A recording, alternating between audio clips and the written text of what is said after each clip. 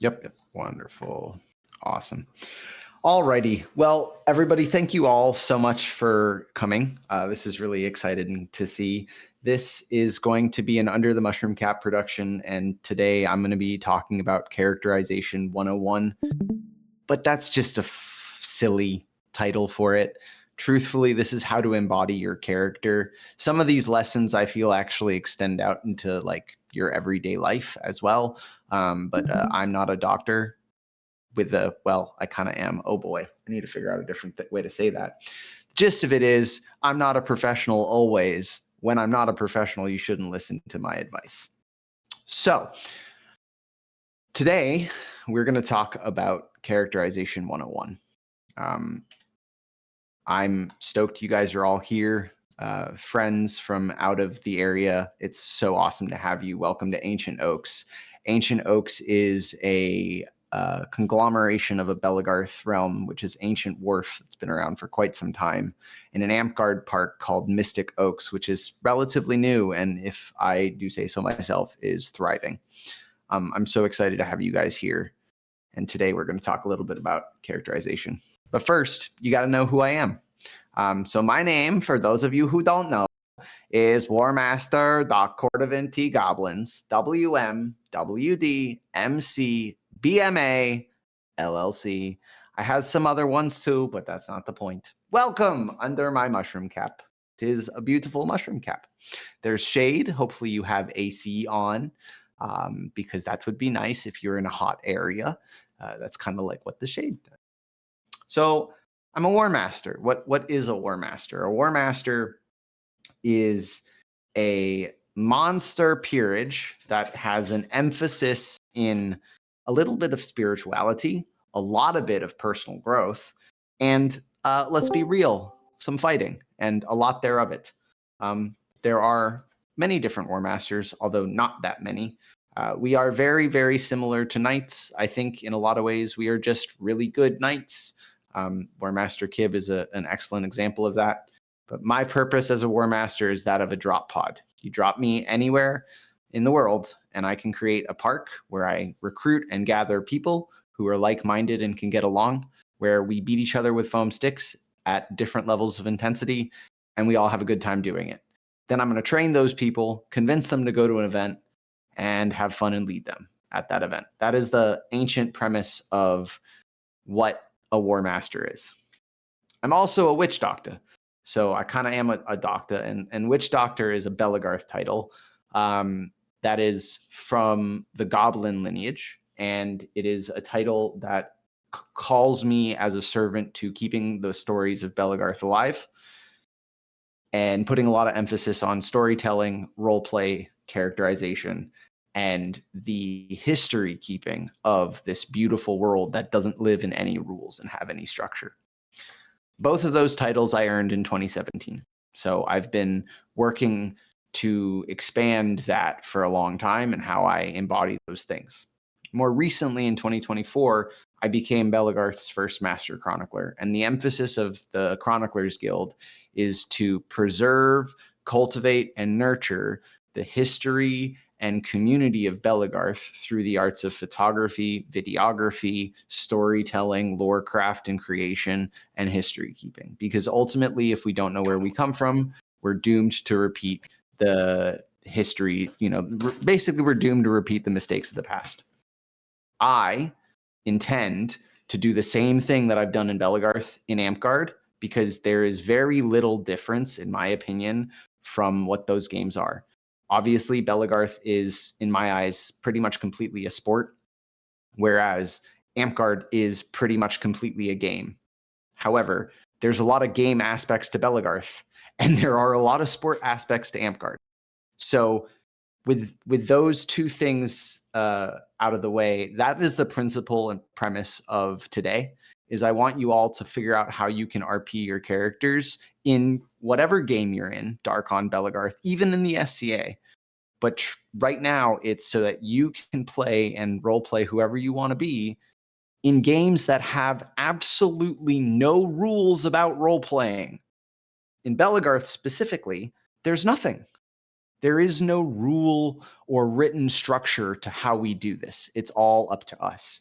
And in AmpGuard, maybe just a little bit more because you have classes. Come here, Bodhi. I know what you want.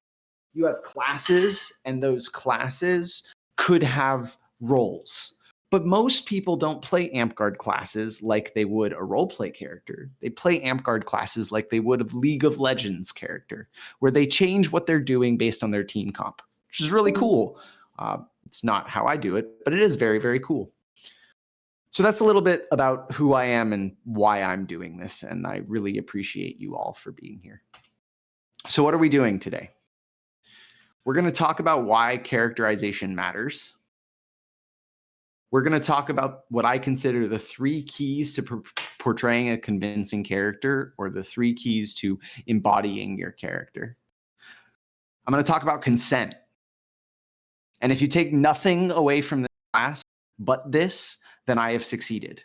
You cannot role play with people without their agreed consent to role play. How you get that agreed consent and what that looks like very much can depend on the situation you're in and what you're trying to role play. But you can't just do shit to people. That's not cool. And ruining people's fun is the worst thing we can do. So I implore you guys to take that at heart. If you're going to role play a monster, I'm going to use myself as an example. If you're going to role play a monster, can scare the shit out of people. So maybe if there's a little 5-year-old kid, I'm not going to pop out from the darkness and do that to him. As much as it would be fun for me to watch this person run away screaming, I'd be like, yeah, I did it. That's not okay, right? If you're in a haunted house where the people are entering, the people are entering the haunted house with the intention to be scared, you have a little bit of implied consent to sneak up behind somebody and go, right? So situations matter. We're going to talk about that more. If people leave, like, that's literally the most important part. How to choose a character. Choosing a character is fun. How do you do it? It can be really daunting for some people. We're going to talk about how to write lore. And I'm not going to teach you like how to write lore as like how to use the right grammar, the right word. That's not the thing. But there are some do's and don'ts that I think matter in group and personal lore writing. Everybody following so far? You can, cool. I'm going to assume yes. Cool. Wonderful. Thank you. We're going to talk about some examples of RP communities, which is a thing that didn't used to exist that just makes me so stupid happy that it exists. So I want to like really shout out that here. And we're going to do a Q&A section. Does this work for everybody? Are you guys cool with going through this? I don't know how long this is going to be. It could be an hour. It could be 40 minutes. Everybody good with it? Yeah. Sure. Yeah. Wonderful. Wonderful. Alrighty. So why does characterization matter? We have no rules about it. It gives you no benefits on the field. Personally, I don't actually think that's true. I think that you can win stick fighting by RPing, but that's a totally different thing. But like, why does it actually matter? It boils down to one thing: because it's fun. That a long time ago, I was in a unit called, and our principle was if Horde loses, we win. If Horde wins, we win. Horde win. Why? Because Horde had more fun. That's what they did. The monsters were simply having more fun because instead of taking it so seriously, they were adding a whole nother complex level to the game. Oh my God. Now, if I see a knight, I'm going to try to backhack him, or you shot my hat off my head and I'm to the ground and die. What do you mean I knocked the hat off of somebody with a bow who's like 6 foot something and could crush me like I was just a little ant? But he just fell over. Why? Because he was a hat troll. It's fun. It adds so much nuance to the game. So that's it. Why does characterization matter? Because it's fun. And I hope throughout the rest of this class, you can understand that while there's so much more to it, that is the principle of why I do it, because it brings me joy. And that's it. So there are 3 keys to embody any character. And I'm not going to say that I'm any sort of thespian. I was a stage manager more so than an actor. But it comes down to three things. And this is how you look, right? Like,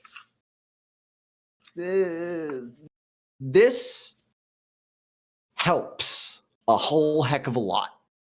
Yeah, sure. I could be here in a button up and, a shirt or whatever. Look all, if you could please mute yourself, that'd be, oh, here we go. I can do it. It's all good. We can do that. I should unmute. Cool. So how you look, right? How you move. So I'll probably take my headphones off and do some demos when I'm walking around as a thing. So hopefully you guys can see with the camera. But how you look, right? How you move, and then how you sound changes everything, doesn't it? Doesn't it, Aster? Right? Completely different. So, how you look, your garb. This is something Amtgard and Belegarth both have as requirements. If you are not looking the part in Amtgard, you don't get the little Amtgard look the part bonus for your class. If you don't have garb, you have to play a peasant. So don't tell me garb doesn't matter in Amtgard. In Belegarth, technically, if you don't have garb, you can't play on a field at an event. That happens, right? Especially if you were out west. If you played dagger here, there were garb gates. Those things could be viewed negatively, but what it does, garb is the easiest way for you to go from the modern world into the whatever fantasy world, Stellar, I'm going to echo like hell. Whatever fantasy world you're in. And in this case, it's the Amtgard universe or the Belegarth universe. Paint and prosthetics. Man, like I wanted to do this class green. My hand is green, right? I couldn't do this class green because don't leave food dye in the car when it's as hot as it is in Florida. It will turn into some caustic stuff. I've been painting up for 12 years. Never have had I had an experience like that. That is why I'm not green right now. However,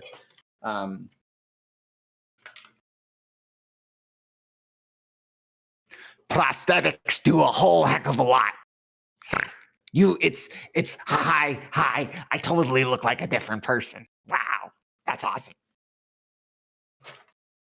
Right? You can do face paint, even really subtle, right? Signifiers, so racial signifiers. This is a Belegarth thing, but I think it applies. I'm going to use Crow as an example. So Crow is a Amtgard fighter at Mystic Oaks who plays a raptor. He's a druid who's like a were-raptor. And he has a foam raptor head that he wears.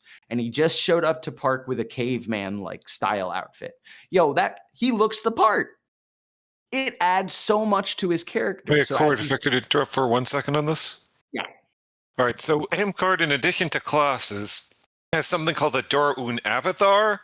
While monster itself is only one class, just like look the part for regular, healer, warrior, all of the monsters have their own look the part requirements. Fairies have wings, raptors scales. Yep. What was it? Yeah, that's also going to add. Yeah. So you have these things you have to do to fit. If you go into games like Reckoning or Drakenfest US, right? These are games that are even more LARPs than Belegarth and Amtgard. Signifiers to me represent elbow covers for goblins, elbows and knees. We cover elbows and knees. For Nadar, you have Nadar plant people. Stellar is one of the progenitors of that race. You have the ghillie suits, mint, right? Skaven have tails. But they also have hand wrappings. Why does that matter? Haster doesn't have a tail, but he has hand wrappings. So signifiers allow somebody who knows things to see, oh, I know what you are. They don't necessarily allow people who don't know things to know that, and that's okay. Now, you can have signifiers like Another example would be the Haben Stolkep. You can have Khajiit sometimes in the past have had ears, sometimes they don't. Hat trolls wear hats and trench coats. This is all in Belagarth. If you show up wearing fairy wings, we know what you are. If you show up wearing a suit of armor and you're like stoic the whole time, we know what you are. If you are a dwarf and have a big beard or maybe wear a fake big beard, whatever, however you want to RP a dwarf, I don't know, they're stinky and live in tunnels just like me, but they're in the wrong tunnels. Hey, You can respect the tell. dwarf. You can tell, right? If you want to be an Irish vampire, well, wear a top hat and a bow tie when he fights. It's glorious. These things are instantly identifiable. This is my favorite. Cattail. Perfect. Wonderful. Thank you, Nia. So, Uncanny Valley. If you're trying to portray something that is not human, if you can get someone to do a double take, which I have done the most with green skin, oh boy, does that leave a lasting impression. For a long time, I showed up to events green. I left green. Nobody really saw me not green. I started showing up not green, and people went, "Who are you?" That is a success. Now, am I saying you need to paint yourself green? No. Am I saying you have to wear prosthetics all the time? No.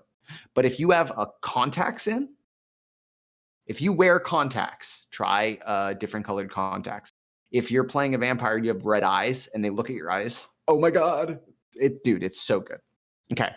So next we're going to talk about like how you walk. And I am going to go into more detail, believe it or not, in all of these sections because it's like the whole thing.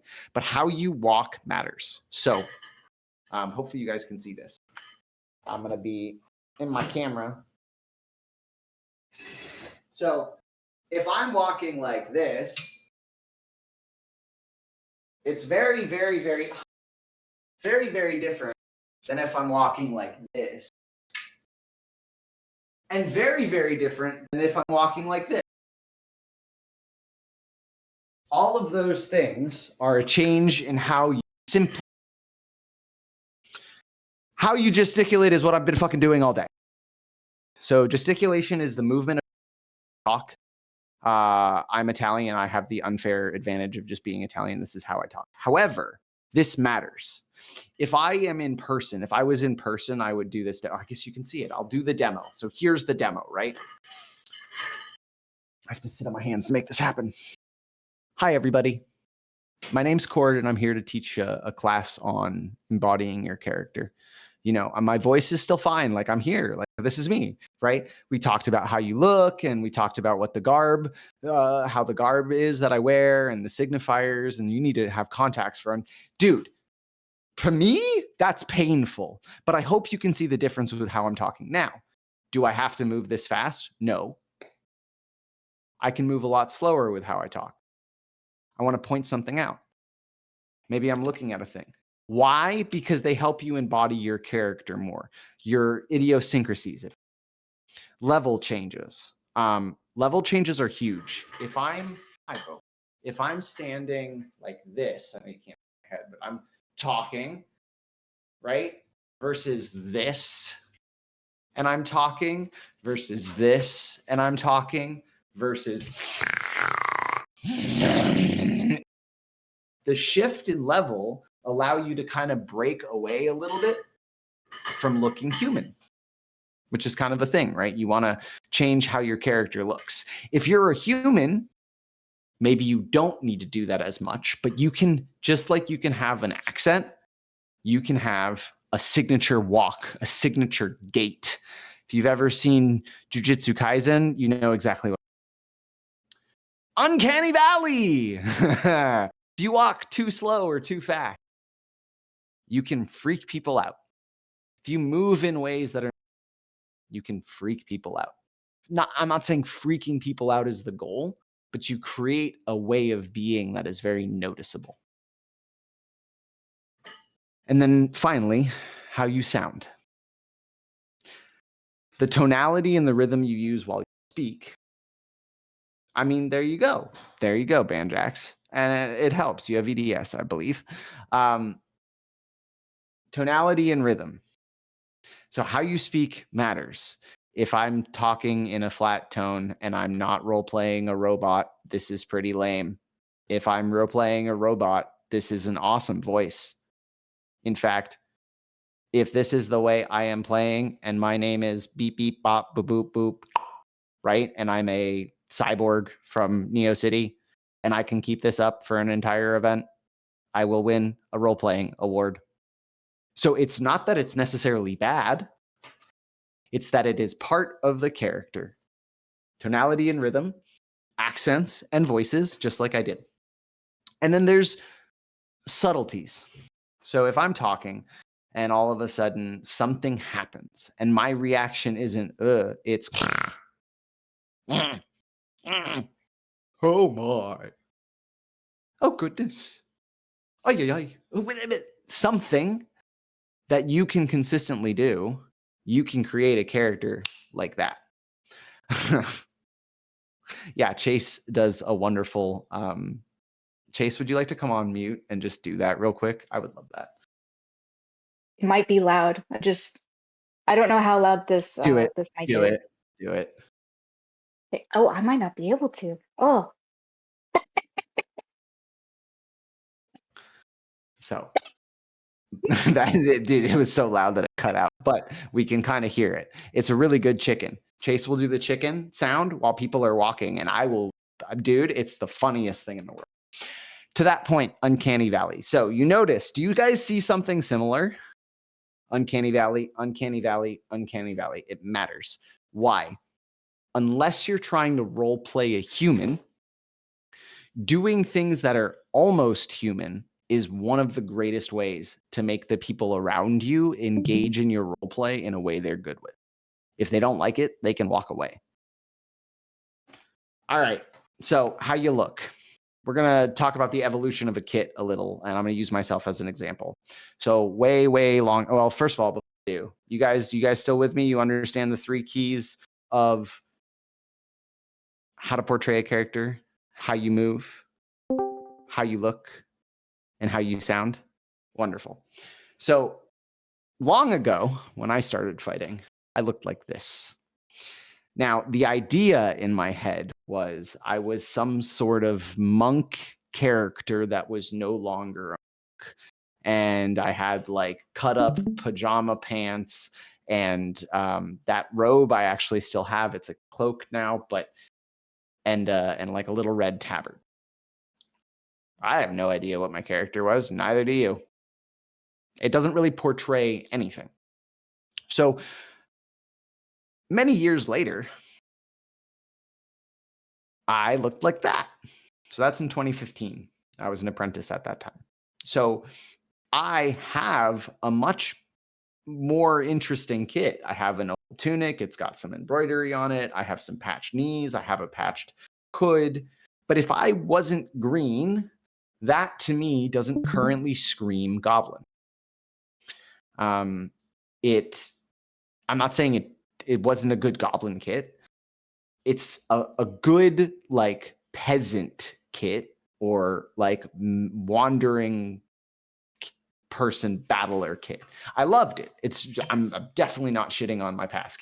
However,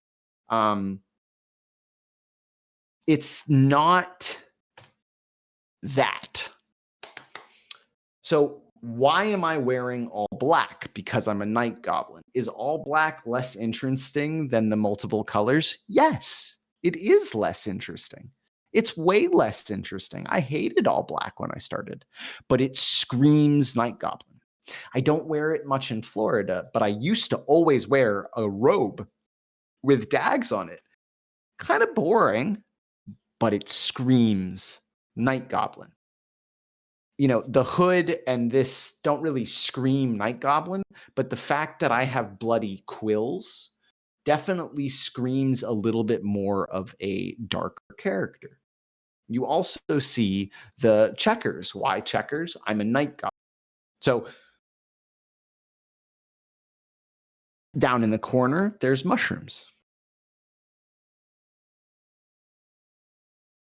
So those are different ways that I have embodied my character and put it into my garb. We're not even talking about the huge one, right? Which is this. This, I can wear this and wear almost anything, and people will assume I am a goblin. It is an excellent superpower. The masks and prosthetics and prostheses in general, elf ears as an example, are incredibly powerful tools for how you look. So if I can move like this up the ladder, so can you. It does get better though. So how you move is, yes, same exactly with your rat mask. Argue, same with the whip stitch on your apron. Little things that add complexity. We'll go back actually. I have a lot more nuance and complexity to my garb than I do here. In this image, in the middle image, the patches are excellent. And a lot of them are patched for like fact, like they had to be patched. But the kit itself, if I wasn't green, I could have been anything. Whereas the other kit, it screams goblin to those that know. Go out, bud. Stellar, could you take him out, please? I would really appreciate that. Crow actually said something that I do talk about. He said, I heard once that if the only reason you can tell it's a goblin is because it's green, it's not a proper goblin. And I agree. I think that's a good point. So the next one is how you move. So remember how you move, how you walk, how you gesticulate, your posture, which is also kind of like your level changing, and that uncanny valley effect. So the power of movement. Kudos to Chase for animating this. Couldn't have done it without Gabe.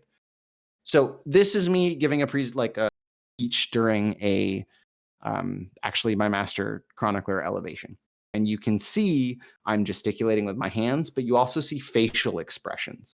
And you see fluidity and movement of the body. It allows me to more easily embody a character in general. And it also makes me a little bit more interesting to like look at, right? And if you're trying to embody a character, I'm assuming you're not only doing it for yourself. Like, yes, obviously you want to do it for yourself, but you kind of want to be seen by other people as that character. Here's another example of the same kit, right? But also the footwork and movement. You see how tippy-tappy. You see how the garb flows and how my body is hunched. And you can see by my silly little feet that I'm doing a really bizarre. And you do that to accentuate the character. And then finally, this is a picture that shows a couple things, right? It shows goblin symbols on the garb. So it could show a little bit about how garb can be visually like that's a goblin. You look at Kalika, that's a goblin, right? The mask helps, but the green food dye helps. The staff helps, the gloves and the stitching on the gloves. These are all things you can do no matter what your character is. If you are a monk, I've really wanted to see someone do. No, better yet, a crusader type. And you have a piece of garb that has like, not necessarily scripture, but like something that looks like scripture on it, painted on it, embroidered on it, whatever. That's sick. That adds complexity to the garb. It makes your character more alive. I want to see more non-monsters put the same amount of energy into their kits that monsters do. And monsters in Belagarth really are just like the people who role play more. But in Amtgard, sometimes there's an example. I don't remember his name, and I'm sad about that. But there's a high-level warrior or paladin in Neverwinter. Sometimes comes to Mystic Oak events. And he's got this gorgeous kit and a full kit of beautiful armor on top of it. And like, he doesn't really have to role play. He's obviously a knight. It's just his character. So I think that's pretty cool. So how you move, especially if you're playing a monster character or a darker character or the opposite, right? If you're playing a super good guy, straighten that spine, right? Embody that character. If you're like a meek character for whatever reason, be meek. Like, I'm a goblin. I can be meek. The ogres will crush me otherwise, right? So those things are ways you move. how you sound. How you sound is so much of your character. If you can do a consistent accent, that's amazing. I can't.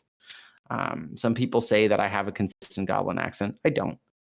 Usually I talk something like this.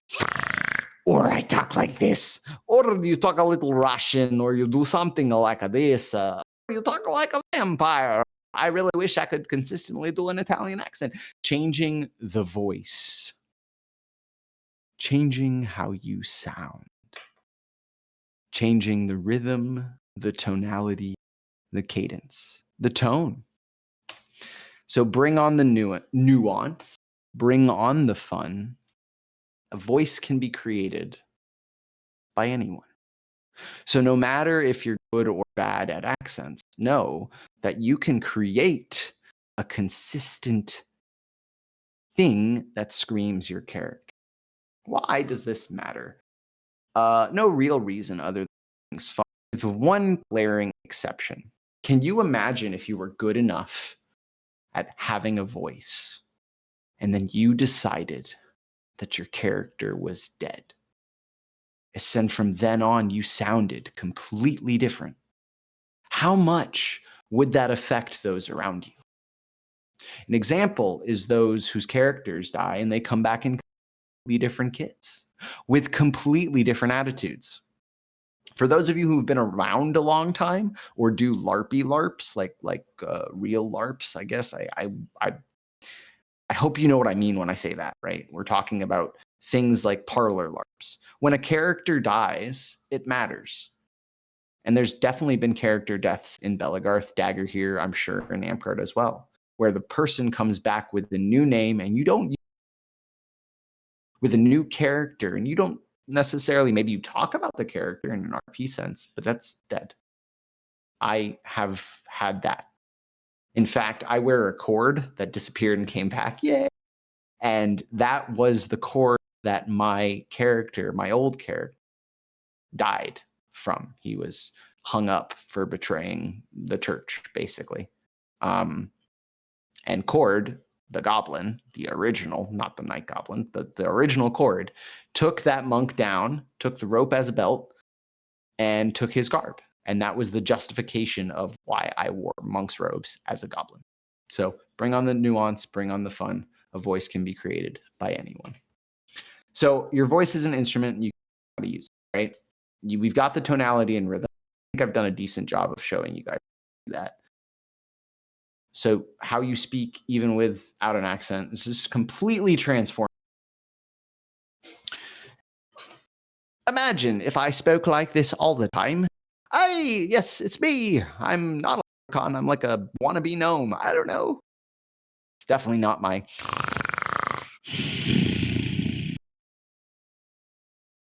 And then the volume and intensity. So you don't have to be loud to be intense.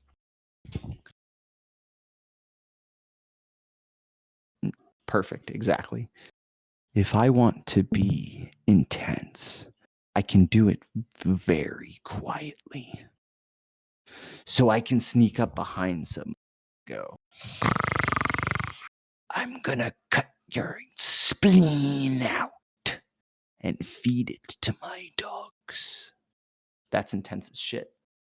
I can also go, oh my God, yay! It's not very intense. That's just exciting. So don't confuse volume with intensity. There is a time for volume. Being loud can be useful. Being quiet can be useful. It just depends on the type of character you want to embody. There we go. You don't have to be loud to be intense, and sometimes a whisper can make them shudder. So, is an accent necessary? The myth of the accent. I was trying to be kind of look silly now. The truth is, no, not at all. It doesn't have either. Thias is right. Good Lord, Bodhi. Thias is right. It's so helpful to have strong voices when you're trying to play different characters. Drox Nilbog, which is my Knight Sona, doesn't do, except sometimes he does. Grained. So the story behind that is he has Goblin Herphosyphilades, and sometimes he just can't, right? essentially, if you have a voice, great. But if you don't have a voice, don't let that discourage you in that you can't create a character, because that's simply untrue. So I told you guys we'd talk about consent. This is no longer like, sorry, we are now here, and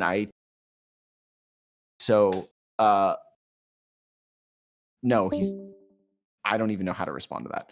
So consent is fucking everything in everything that we do, especially in role play. So you want to do a vibe check. So vibe checks are like, okay, I'm going to growl at somebody. Did they growl back? Maybe we're good to role play. If they didn't growl back or they had a pretty visceral reaction to being growled at, we're not going to role play.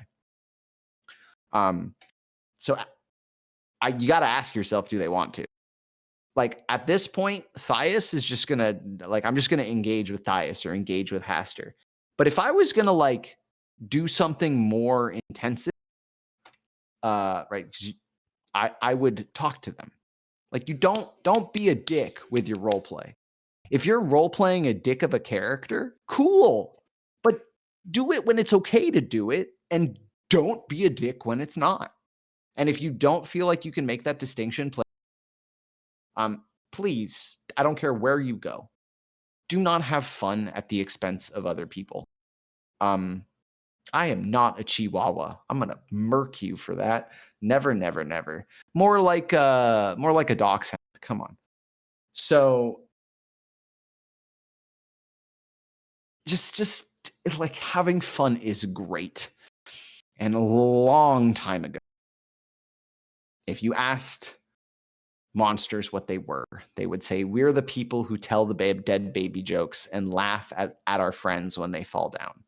The asterisk is they'd always check on their friends first, but that asterisk was lost along the way. There have been super unkosher ways that people have role played all over the country in all different games. And it's really not fair to everybody who enjoys this shit to think that your fun matters more than theirs. So don't fucking do it. Don't have fun at other people's expense. Don't be a bully. Like, I hate elves and like to bully them. And I'll talk about that example later. But like, don't do it in a way that makes people have no fun. If you have an agreement where that role play, that level of bullying is fun, then you're good, right? But if you don't, be careful. If you're going to do anything fucking physical at all, a goblin retriever, that's funny. If you're going to do anything physical, touch somebody, stab somebody, obviously with like a foam weapon, Jesus Christ. Even really get into their personal bubble, get explicit consent. Explicit consent can look different than like, I am signing an agreement and we are going to, like, I am signing my name that I'm. But if I walk up to somebody and this is in Goblin, right? And I go, and their response is, okay, we can engage. And then I'll test the waters. I'll vibe check through it. If I see a dwarf and I go, die in the tunnels, and his response is, you dirty goblin, we're good to role play. We're good to role play. If someone goes, oh, you're a goblin, be gone, get out of my sight. Good. I might know we're good to roll. But I also have my limit. And I might be playing a monster, but a lot of the times I'm involved in the organization of things. So I'm going to, the next one is situational awareness. And it's a big one. But we're gonna cut to a little story here. I was getting war mastered, and I was burning my apprentice flag. And I had a drunk elf walk up to me and slap me across the face because I was a goblin. That's not a good situation. That's not a good time to role play. This is an elf I had gone back and had role plays with. That vibe check was probably there, but not at that time. and not when intoxicated in that way. So know when RP is inappropriate. You're going to have a lot of nightings. This is a more Belagarth thing. Monsters used to heckle nightings really strong. Now monsters heckle nightings or are asked to heckle nightings.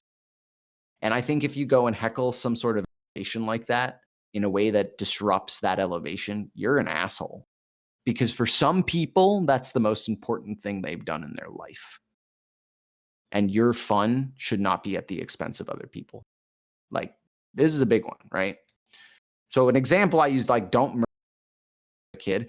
If you and, so this is another one, like, if I and Haster, I'm going to use Haster because he's escaping, have an agreement to do a role play scene. And there's kids around. Be conscious about what you're doing. I'm not good at not cussing. I will totally, absolutely admit that. However, it's important to be aware of things. Escalation is a good one too, like Thias said. If I'm going to escalate the RP one step further, I have to make sure that they're good with it, because maybe they're good with what we've been doing, but they're not going to be good if I grab the back of their head and shove them into the ground. Be fucking dirty human. Got to be careful. So I, long time ago, failed these checks because I was kind of, well, I was actively bullied. And so I kind of back. And what I did was I would go up to an elf and I'd say, hey, I bet you I can take your ears. And the elf would say no. And I didn't wait for the elf to say yes or no. I would just grab the back of one ear, pop it off if I could. I checked for like glue because that hurts. And I run off and then I'd sprint away. I have been given multiple elf ears by the elves for that, but not every elf is okay with it. And I started coming across more and more who became very upset when I would even consider doing that. I'm really lucky that nobody actually got that upset with me about doing that. And I learned really, relatively quickly, okay, that's not an okay thing to do. But it was role play. It was role play that made sense in my head and made sense to other people. Lots of like, woo, don't do that. Be nice to elves. They have a hard enough time as is. They're basically extinct. So can you guys all like get off mute? Maybe not all of you, but just I want to hear a commitment to keeping consent at the forefront of all of the role play that you do from this point on, if you aren't already. Like that matters to me a whole heck of a lot. And if that isn't the case, I've failed this class. 100%. Thank you. Yeah. Cool. Yeah. So Consent is key. Of course. consent is everything. And I know all of you people are great people that know this, but if this isn't actively said every time, some dumbass is going to do something and be like, oh, but Corey said it was. No. So vibe check. If you're escalating or doing anything physical, extra explicit consent. Yeah, typing is good, guys. And be very situationally aware what you're doing, even if the person you're doing it with is fully into it. Right? So to have some situational awareness. Okay, so we're going to do like a super. I just want you guys to know 3 keys to embody a character: how you look, how you move, and how you sound. And those 3 things are going to be the key to you creating a character that is like pretty dope, right? We can always go over things again, but those are the 3 keys. And they are how you look, how you sound, well, how you look, how you move, and how you sound. I also think that's the order of easy. I think how you sound is the hardest thing to change. How you talk is kind of ingrained in you unless you've been doing this for a long time. How you move is a little bit easier to change, and what you're wearing is absolutely the easiest thing to change. So now we also know that we can't do any of this shit without consent. And that the most important thing is to be really situationally aware when we are doing this type of role play. And you also realized, if you didn't already know, that the whole point of all of this is to have fun. And that's why we do care. So, but you came here to learn how to embody character. There you go. That's how you embody your character. But how do you decide what your character is, right? How do you choose what you are? I know that's really hard for a lot of people. It was extraordinarily hard for I don't entirely think I chose Goblin. I think, and I'll show you, like, I've tried many things. I just always revert. It is who I am. So how do you choose who you are? I think you have to ask yourself this question first. Do you want to be yourself? Just dialed up to 11, 12, 15, whatever, but you're still just you. There's a lot of people like they don't really want to role play. They just want to come and sword fight. They want to come and play D&D in real life. They don't want to, whatever it is, the reason, they don't want to try and be something completely different, right? So do you want to be yourself or do you want to be something completely different? So you just simply ask yourself, and you paper, however you want to do this, but ask yourself, do I want to be myself in my role play or do I want to be something totally different? And then when you've got that question, you're going to ask yourself, right? You are something new. And then you're going to figure out what that something new is, and you're going to try it. Is it fun? Dope. Like, I want to role play. Dude, I wanted to role play a hat goblin. Yeah, actually, yes. I wanted to role play a hat goblin. I always wanted to be a hat goblin. Was a fucking hat goblin. And then I was laughed off the dagger here, Belagarth monster boards so hard that I gave up and deleted all of the lore for the hat goblins, put it away, and never was a hat goblin again. Except I always wore a hat. So is it fun or is it not fun? If it's fun, hat goblin, do it. If it's not fun, honestly, dude, it breaks my heart because I made so many hat trolls. I have so much. Yes, Banjax. I've also made more hat trolls than I think almost any person who isn't a hat troll. I don't know. I've made a lot of hat trolls. Not so many of them are still in the game, but that's besides the point. I didn't have fun being purple. Like, it really didn't work for me. And so I did it for one event and never did it again. And if you're not sure, I suggest that you do it a couple times to figure it out. And if you can't figure it out in a couple times, it's not fun. Because if in a couple times you don't know if it's, go do something else. So you or something new, let's talk about that. If I'm going to be me, by the way, I role play me dialed up to 11. I don't know how much of that is I've been playing in Belagarth as this character for so many of my formative years that my outside of Belagarth personality has shifted. I don't really know, truthfully. But I wouldn't say I am as a character very different from me as a person. That's why Cord, despite being a goblin and part of the enemy for many years, is ultimately just a good guy. Whatever, it is what it is, but it's true. Drox that ain't. Drox Nilbog is a pompous asshole who is competitive, really only cares about fighting good stick and being lauded as good at it, everything he does. And he thinks monsters are the bane of existence and actively spits at their feet. It's really hard for me to play Drox Nilbog. It's really hard for me to Sir Drox Nilbog. But I love the character. I love the character so much. And I love the challenge of doing something different. And for some people, that challenge is the whole damn point. And if that's you, more power to you, right? So is it fun? I think that's a fucking obvious. If you need me to tell you, is it fun? Is it not fun? You don't know. All of those things are good. Here's where it gets exciting. And this is the best part. This is also the part that takes the longest. Patience matters when creating a character with depth and nuance. When you figure out what you like and you're having fun doing. You can ask yourself, do I want to have a bunch of characters? Do I want to have one?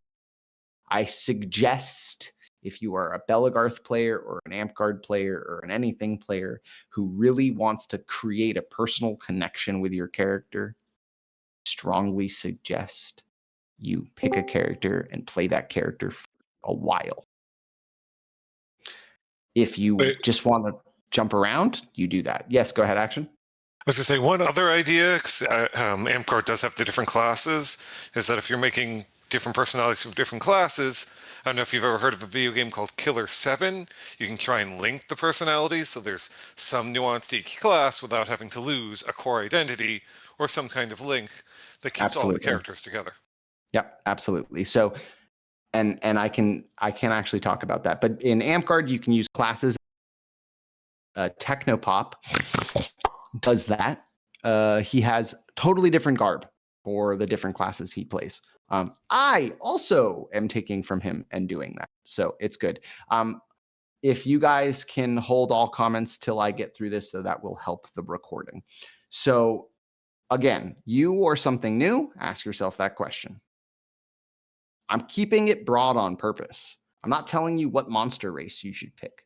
I'm not telling you how to be a Templar or whatever. Just, do you want to play your character, you as a human, dialed it up or down, or do you want to play something new?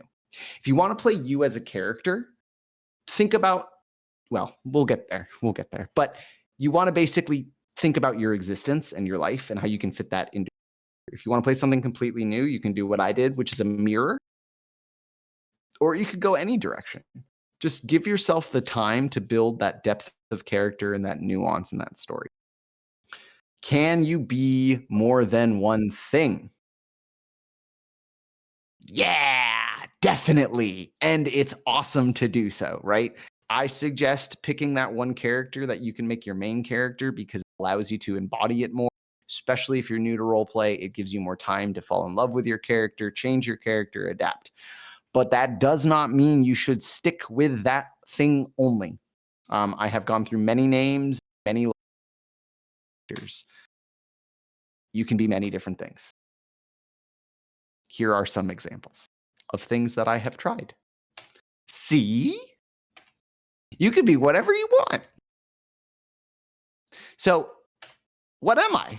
On the upper left-hand corner, I'm a deep one. Deep one are Cthulhu-style monsters. They are coming to the land to raid and pillage for Dagon, and you can find their lore on the Belagarth wiki.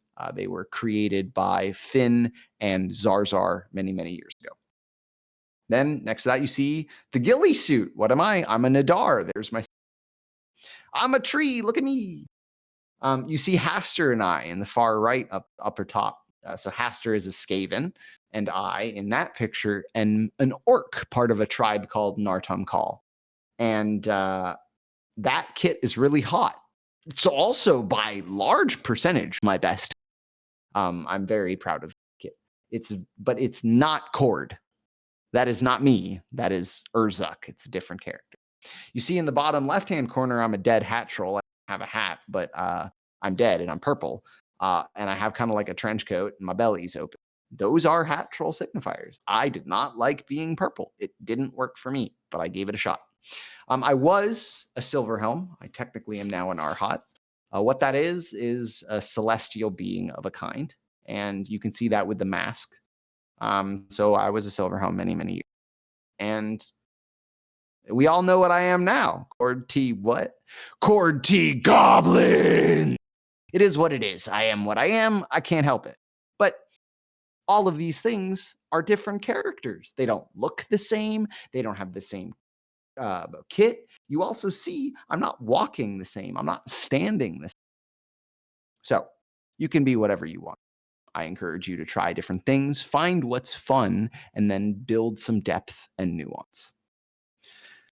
Does that make sense? Does anybody, well, I guess we'll do questions later, but I hope you can see that, no, you're not relegated to playing one character. And as Action said, you can create characters based on classes. You can create characters based on weapon styles in Belagarth.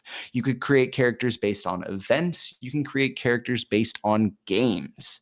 In Belagarth, I am Horde T Goblins. In Amtgard, I really, really wanted to be Drock Znilbog, but I couldn't change my name with how Goblin. I just don't really know how. It's so hard.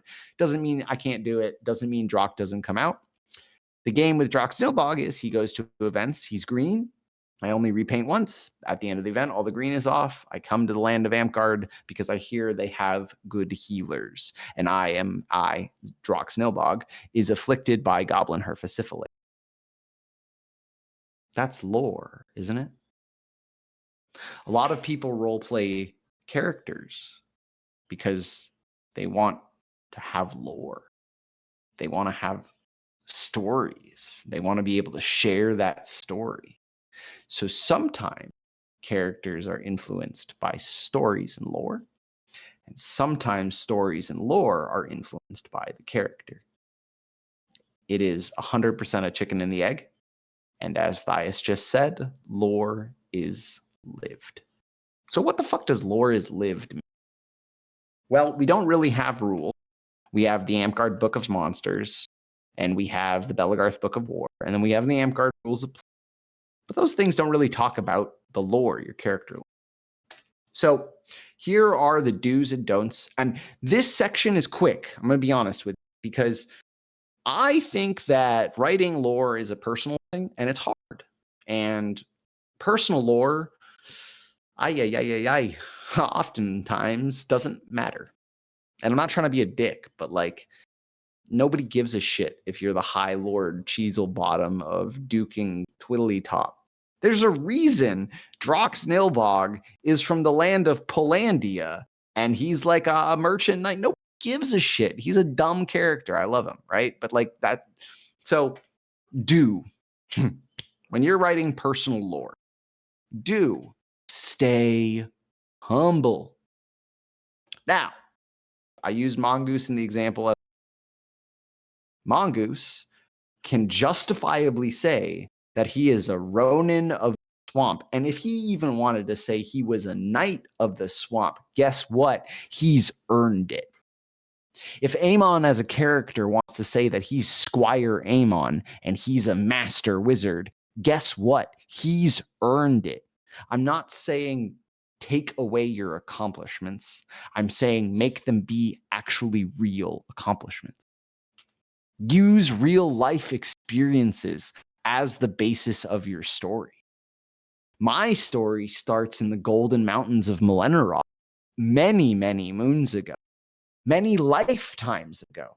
And if you're really, really this shit and you have a good memory, you can document all of your character changes. And with a little bit of zhuzh and a little bit of the beauty of a pen, you can turn that into the best background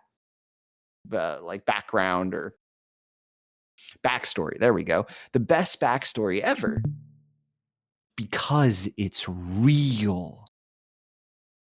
If I say that I'm a merchant from Venice e dopo io parlo italiano perché io sono veneziano, è completamente differente se io dico che sono un mercante di Venezia e non posso fare così.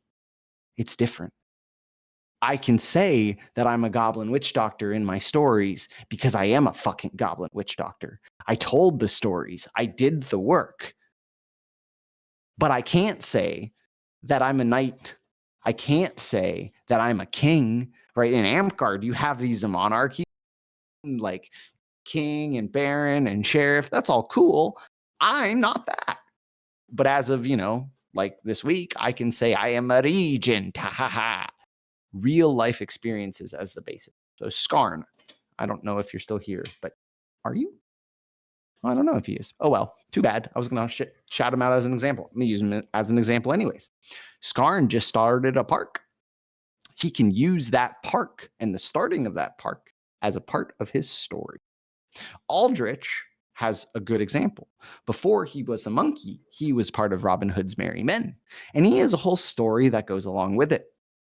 Aldrich Atwood, I think, kind of fits. Tie yourself into existing lore. So if you are creating an existing race like the Skaven or goblins or whatever, Or you're part of the Kingdom of Winter and you want to tie yourself to the 13, like the gods of the 13, you can do that. And by doing that, you've gained validity in your stories. It's not just a bullshit story. I can tell a story about, in Betlagarth, I could use the word Nebuchadnezzar, the mountain of Nazar, and some goblins would know what I'm talking about. That adds validity to my story. If you're a new monster coming up in Belagarth and you use the casting of the stone story, you have instantly added yourself in a way to the canon, because that is kind of our one real canon story at this point. I can say that the Maleshikad created everything, and sure, but that's the goblin perspective. I'm right, but it doesn't really matter, right? So tie yourself into existing lore. And it's not there, but I would suggest making it like, by staying humble, it's also like give yourself the ability to grow. So as your character grows in the lands of Amtgard, Belgard, whatever, you can add stories to it. Don't be the most badass person, because you are badass. No matter who you are, there is somebody better than you. You'll run into a Sunshine Death Lily, I think. Anywho, crazy warlords, or Mongoose will stab you with rage, or you run into Ragefire and what to do. You cannot be the most badass person in your story. I am not the most badass person in my story. I think I'm pretty decently badass. But as a character, I can't ever become a true goblin. I'm always stuck kind of cursed. So don't be the most badass person in your story.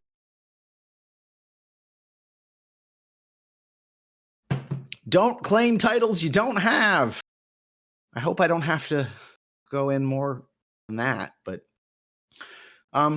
if you want to call yourself the like Shadow Lord Scorpion 3000 Danger Man, cool. We don't care. People won't care. If you call yourself a Knight of the Order of the Golden Rose, people might care if they know it's real. So don't claim titles you don't have. Don't claim titles you haven't earned. And don't be the only person in your I really like being a special snowflake. It is what it is. That sucks, right? That's my thing sometimes. But I don't want to be the only person in my story. It's way more fun when I have other people in my stories, because I don't necessarily know what's going to happen with these other people in my stories. They might change my stories. I will tell you what people have changed my stories, right? My character is different now than it was before. I would say Ash and Thias have both had significant impacts in the story of Cord. Why? Because they've had significant impacts in life, and I like to tie my life to the lore. Does that kind of make sense? Personal lore is personal. I suggest keeping it simple. I suggest worrying a lot less about the personal backstory and a lot more about how you move, how you look, and how you sound first. And learning why you want to look that way, why you want to move that way, and why you want to sound that way. All of a sudden creates your story. Something to consider. Writing personal lore is hard. Writing group lore is so much harder. Writing group lore can also be way more satisfying, because you can have some significant impacts on the community that can be like long term. One of my big contributions to Goblin lore, some symbols. And one of the symbols, which is tattooed on me, is now also tattooed on another until I met them and they had that tattoo. That was crazy. So it can have an impact that's so much beyond you. So there's some stuff you should consider when you're doing. So we're going to stick with the same, stay humble because it applies, use real life experiences as the basis for story because it applies, and tie it into existing lore because that is critical to keeping canon. And Thea said tying lore together to you is also a great lore building, and that is 100% true, right? Another thing that is super, super critical for group lore that is much less critical for personal lore, although I think it's pretty important. Exactly, Banjax. It's not real, but it also kind of is communicate and collaborate with your community members and keep it simple. Simple concepts, right? So writing group lore should not be an individual project because then it's not group lore. You should try to engage with other people as you are creating a lore for other people to also play in. It is better when you create a world that way. And use repetition and simple concepts. I think you guys know that the way you embody a character, how you look, how you move, and how you sound. Right? Ooh, action. That's a great point too. Fictional lore, what you're writing, isn't real in itself, but once people start interacting with it, those interactions do become. So communicate and collaborate with community and people that you want involved, but also maybe people you don't. If I make goblin stuff, I can't just, well, okay, nobody's going to stop me specifically. I can make that, but I wouldn't. I would go to the witch doctors and I'd go to the Kadines. Why do I not go to every goblin? There's a lot of us, but I go to the goblins that have demonstrated that they care about the way the lore goes. If I'm doing big community things, I might expand to the big community people. Or I'll go to someone like Antoinette and I'll go, hey, Antoinette, what is your opinion on this? This is what I want to do. Vexable the Tall didn't do this, but Vex did. Came to me, had an idea for killing Balk. We talked about it. I want Balk dead. I don't know if that will work. We talked about it. What came out of that is a shift in the way Vex was going to tell the story. I didn't change Vex's story. I gave opinions. Vex changed Vex's story. But that story is now going to be much more applicable to the community. Not because of me, right? But because it was written in a group or it was had group impact. So what shouldn't you do? Don't write in a bubble. Same thing, right? Don't think you're the one with all the story. Don't claim your story canon is it is, but also like don't just be like this is the only way it can be. I would suggest avoiding writing really long stories in general. Personally, I find them to be ignored by the community. Spoken word, I think, is better. But regardless, if you're going to write things, write them in digestible things with good formatting. You can spell every other word, but as long as the formatting is good, people might read.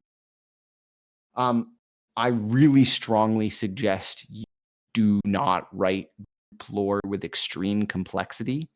There's a lot of stuff a dude who shall not be named about Hobbin, and it's so complex that it's hard to use. And the complexity is really cool, but it's now hard to use, so they're not using all. I'm not saying it's a waste of time, but it's something to consider, right? Be a little bit simpler. The nuance can be really huge, but the basic concept should be pretty simple. Don't be a dick. Don't be a dick with how you write group lore. Don't belittle other races. Fantasy racism is still kind of. I'm not going to say that you can't have a character prejudice, I guess. I mean, you got to be really like, I don't like dwarves because I'm a night goblin. We fight over the same tunnels. But I'm not going to be a dick. I'm not going to be a dick to Dirty Dan. I'm not going to be a dick to Action, right? Yeah, if you could choose to be anything, why do you choose to be a racist? So fantasy racism is real. Don't be a dick, right? We all grow. It is what it is. That's very fascinating. Yeah. So yeah, when you're writing personal lore, like stay humble, and when you're writing group lore, stay humble. When you're writing personal lore and group lore, use real life experiences. It's just better storytelling. We cannot come up with the craziness that is life. Life is wild. It's going to do things we could never imagine. So something to consider. And yeah, you can definitely beef with factions, and it doesn't turn into any sort of racism or really like derogatory speaking. I'm not going to say that wasn't a thing in the past. We should learn from our mistakes, and that was it, right? A lot of hate towards monsters. Couldn't be knights. Monsters were not welcome in a lot of situations, and vice versa. So why do I think oral storytelling is better than written? It comes down to a really simple equation that I want you all to memorize. Written lore is good. Oral lore equals banana phone. Banana phone equals community nuance. And community nuance equals better lore. So, what do I mean? Well, oral lore, speaking lore, not written lore, is then digested in a game of banana phone. I tell a story. Amon tells the story, and now Action tells the story. Even though they both heard my story, they will tell it slightly differently. They then tell it to somebody else, who tells it to somebody else, who tells it to somebody else, who tells it to somebody else, and the story is now different. Why does this matter? This matters the most in group lore because the way group lore works is the same way human history works. Over time, stories develop. I don't actually know if there's anybody here who knows the story of Beans Magoo, but it is a perfect example. I told a story at Geddon a couple years ago that was heard by people in a pit of like around a fire. Fuck. I think I missed it. Okay. That's crazy. So I told this story and I had this bit where if someone said, I think I missed a bean, I would start the story over. The beginning, it was about an otter named Beans Magoo who put beans in his pocket. Dude, 2 years later, people, so that event, like a couple days later, I was in the other valley hearing somebody else tell my story in a totally different way. And then 2 years later, I heard somebody else telling that same story in a completely different way. I'm going to be honest, it was better. That's awesome, right? That's a personal experience I've had. But I believe that the banana phone effect is what makes lore go from I wrote a story to this is now a lived story by the community. And I think that's fucking awesome, honestly. So, again, written lore is good. We'll do it all the way. Written lore is good. Oral lore equals banana phone. Banana phone equals community nuance. No worries. Yep. And community nuance equals better lore. So what does community nuance mean? It basically means that the community is going to add little bits and pieces to it, the nuance, that makes it more unique and more lived. I love the I think I missed a bean story concept. Why? Because that is repetition. It is simple, and it is now lived beyond me. So, does that story matter, and is it canon? No, it doesn't matter. No, it's not canon. But very soon, the story of Beans Magoo will become Belagarth canon, not in the lore, but in the community. Because, like, that's just how it works. So, we're coming to the end of the class. I talked a lot, so I really appreciate you guys all being here. I'm kind of just blown away with how many of you are here. I'm so excited to hear your questions. But I really want to like do a shameless plug of all of the cool stuff that our communities have done. So there Can I are get a a quick plug in after? Yes, after when we do Q&A, you definitely can. So when we do think about RP communities, it's beyond like a D&D game. It can go so far as race. So these are like different races. Like Skaven have a Discord and a chat, and they're active and involved, and that is why Kestrel, who is a Grey Seer out in Indiana, Illinois, was able to connect with Haster, who is a relatively new Skaven in Florida. And now Haster will become Gracier. Yes, yes. Why does this matter? I think my brain says is because in less than a year we should have another keeper master in this region. And that happened because of an online connection. So the RP communities are great, but Skaven don't exist. You can't prove it. Nadar. Stellar is here, and I am shameless. The Nadar Book Club. The Nadar Book Club is exactly what it sounds like. A bunch of plants get together and read human written books. That's a weird thought, right? Well, plants can read, if you didn't know, so be kind to your vegetables. I'm shouting out Stellar because he's done a really good job of taking a lot of the lessons that I have taught him and that he has learned from other people. He is a journeyman in the Chroniclers Guild, and he's created, and I've watched it, it's been beautiful to see, a community that has given home to new people. Aragon is an example of somebody who I feel like has a place that Aragon belongs in now and feels like part of, and that is the Nadar. And I think that's really cool. I probably spelt this wrong. Sorry, tribe, don't hate me. So orcs, I'm part of the Nartum Call tribe. And the Nartum Call orc tribe is a tribe of orcs that cross game. So across a whole bunch of stuff, Reckoning, Drakenfest US, Belagarth, Dagger here, Amtgard. And I'm going to be fucking honest with you. My kit sucks compared to a lot of theirs. These guys are extraordinary. If you've ever seen Kodite, Kodite is a forest troll. No, excuse me, a frost troll. He's a troll king. He is also in ice troll. Excuse me. He's also in Nartum Call. They are the best orc RPers in the country, bar fucking none.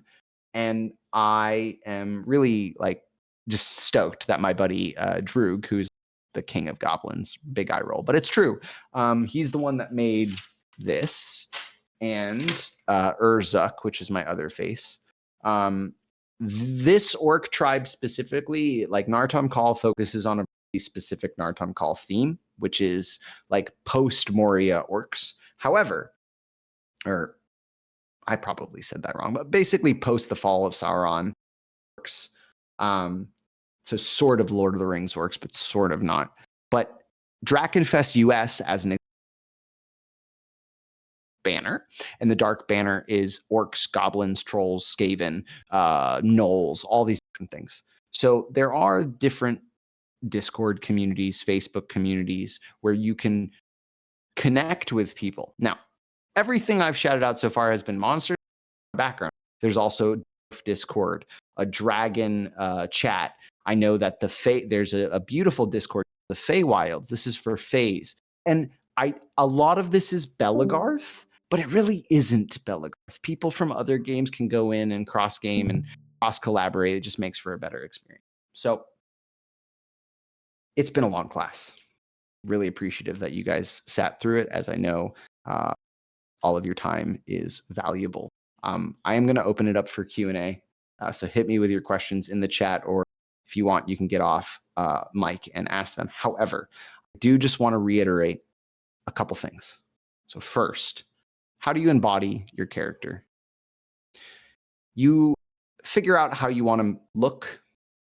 Then you figure out how you fits this character that you have in mind, and you figure out how you sound. Those three things together really are the most important, critical things for embodying a character. How you look, how you move, how you sound. Consent is everything. Without the vibe check and extra consent for escalation, situational awareness, we really can make the experience worse for other people.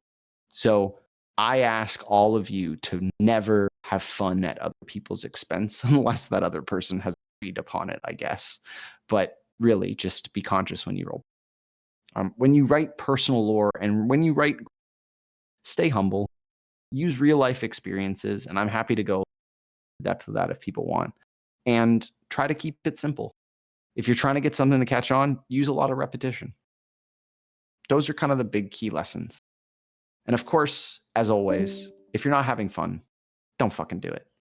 Do what's fun. Do what brings you joy.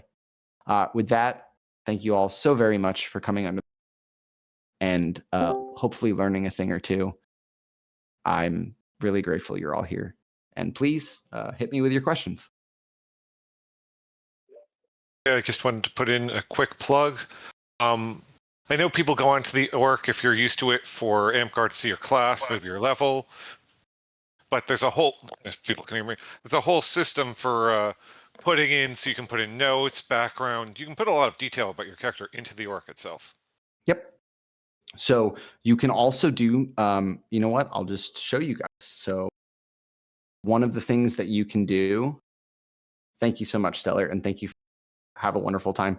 One of the things you can do is you can go to the orc and you can put all of your stuff there if you're an Amcard player. If you're a Belagarth player, you can go to the Belagarth Get-In and make a Facebook page. It's not a Facebook page, but you can basically make a page where you can put personal lore. I would be a really bad person if I didn't mention this one thing, though. Goblins against writing things down. There's a lot to be said about Tonberry's opinion that written lore creates a trap. So don't feel like you have to write your lore down, and don't feel like you have to publish your lore for it to be your lore. Even with group stuff. So there are stories that are not written down. And I do my best to write and record as much as I can because I'm a freaking chronicler. But I do acknowledge that when I write a story down, it's very hard for the banana phone effect to continue because people can point back to a story and they can read the story and they can say, this is how it's supposed to be. And I think, like I said, remember, right? Oral lore equals banana phone equals community nuance equals better. All right, so we're going to go through some questions. Thank you all so much for dropping them in. Okay, so from Chase, a couple questions. How would you suggest initiating group RP, and how much prep time and what kind of prep should you go into creating a successful group RP scene? That's an amazing question. Thank you. Okay, initiating group RP can come two different directions. Direction one is the easier way, which is getting a group of friends together, having a discussion online or at practice or in person away from the event to talk about this plan you're going to do and workshop it together. Option two is you go up to somebody who's playing and you role play and you don't know what's going to happen, but happen. I use that as an example with Dame Khaled. She's a giant paladin, and now she's an Ashwalker. So this is going to go for a long time. She called me a dirty goblin. I called her a dirty paladin, and it worked great. And it was a fun RP that we could do. There was no plan.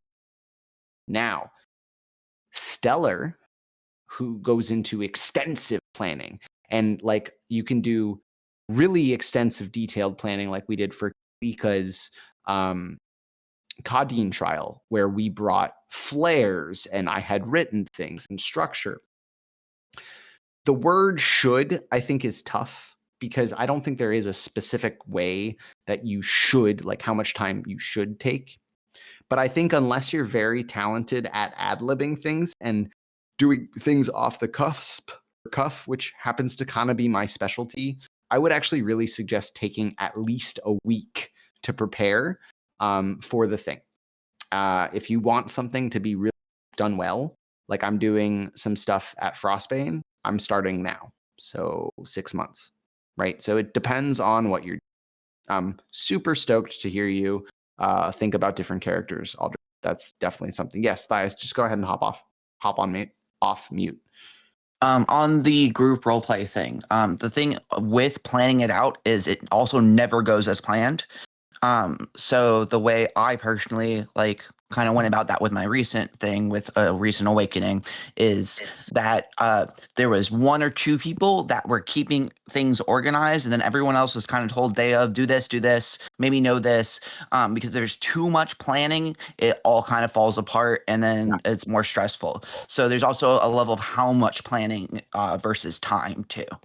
Also, how many cooks you want in the kitchen. I'll tell you what, the more cooks in the kitchen, real tough. Real tough. I'd say no more than 2. Yeah, it can be the case. Okay, Banjax, really good question. Banjax question is, what are your recommendations on fleshing out a kit? Like if you have the big pieces, tunic, pants, tabard, right? What are some of your preferred ways to add depth to how you look? So I actually have some really good answers for this one because I've thought about it a lot. It's tough.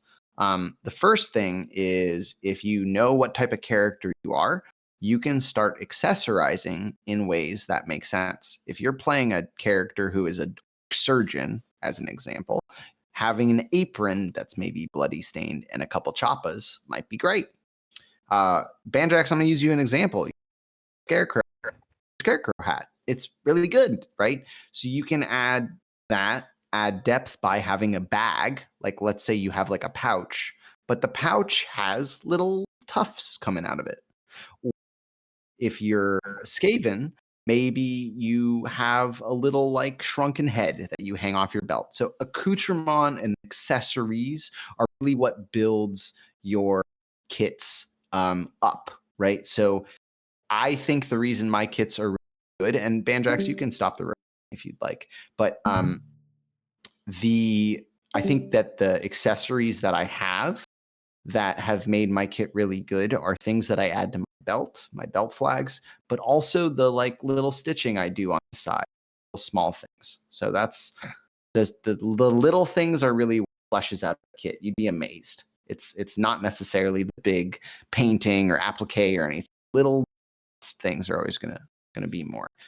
My preferred immediate change to a kit, if I'm playing a monster, is whip stitching everything.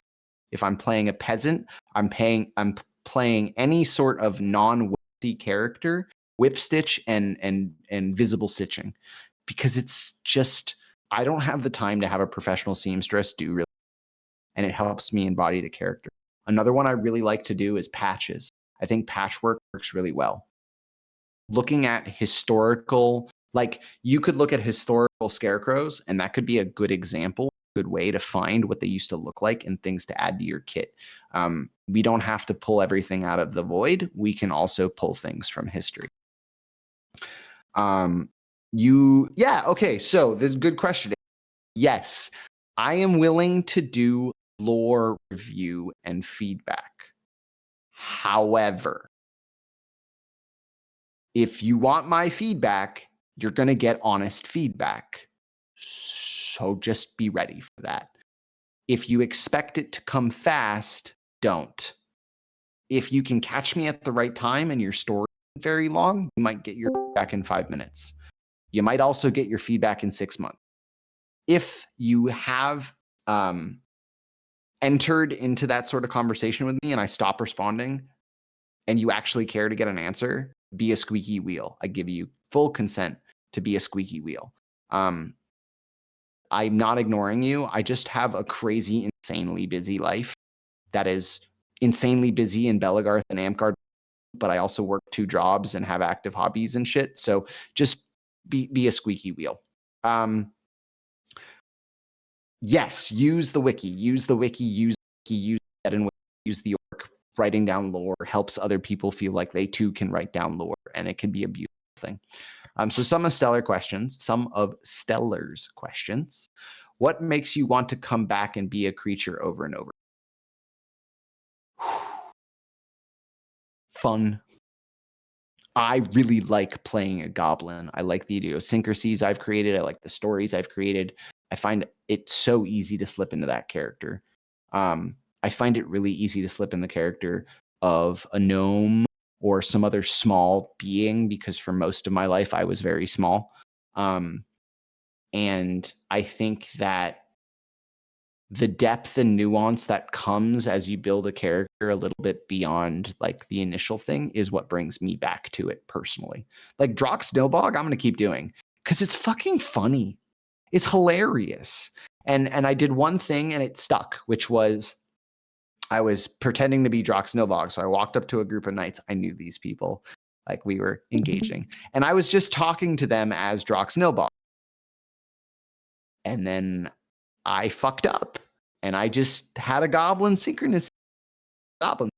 And I, instead of just like brushing over it, because I'm RPing, I like paused, freaked out, kind of like I had just been spotted. And I sprinted away as fast as possible, looked behind me.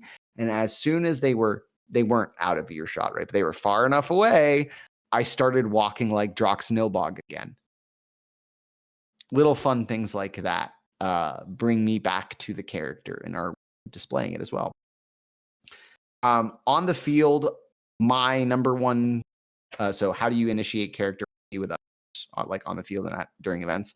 This is my number one calling card. If I do that and you have a positive reaction, I can you, and if you don't, I can't. That's my calling card. Everybody has different ways they do it. I don't want to tell you how to like what your way should be. I don't know. It's super personal, but initiating character RP is really hard to do unless there's a reason to do the RP. So sometimes you have to create the landscape before you do the RP. Sometimes you have to like get a group of people together and be like, hey, we're going to RP tonight. And then maybe other people will see you RPing and join because there's a group of you doing. By yourself, it is tough. And that's why I do the snarl. It's just really obvious that I'm not human and I'm doing something else. A great question from Fox is what are some stuff like non-armor stuff he can do to make himself a paladin? I think a book that you wear on your belt is a great way for you to look like a paladin. I think that you already embody that in a good way, but unfortunately in Florida, you're limited to guard you can wear. Always wearing armor is just really, really tough. Paladins, I would say accoutrement. Like, so for you, Fox, I would say like deck your shit out and stag like stuff. Stoles are good. Like I know you have some cool tabards. Like I think the way you do the tabard can really scream paladin. But remember, a paladin is a profession. Yes, yes, babe, perfect. Yeah, purity seals is a really, really, really good one. So pulling from like Age of Sigmar paladins and a little bit of a holy vibe. I really like witch hunters. Funny enough, like that was my character before I was a goblin was a monster hunter, witch hunter. And so you and I, Fox, can talk offline about even maybe doing some tandem stuff. Drox Nilbog kind of has that vibe. Cord goblins in Belagarth doesn't, but like an Amtgard, I'm terrified of magic, even though I'm a monk and I can ignore it. It's just more funny that way. Absolutely, Aragon. Thank you. And this has been a long class. If you guys need to leave, by all means, and dip out myself. But thank you all so much for being here, sincerely. So Fox, we can talk more offline on that. But armor is great for how you look, but you could also change how you sound and how you move. You're already kind of like but like stoicness, and it could be very paladin. It also depends on the type of paladin you want to be, how you want to embody that character.